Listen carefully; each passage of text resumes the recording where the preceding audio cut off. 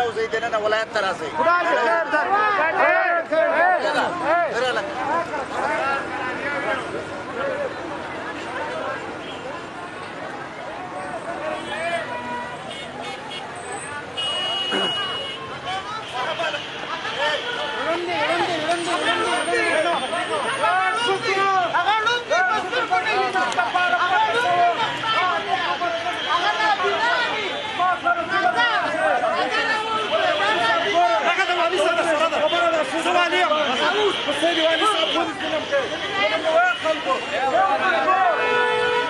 دوستانو ظاهري زنداني چې په سترګو نابینا دی د والي صاحب له ګارډ د خوا څخه ووهل سو او فعلا یاده پروسه روانه ده.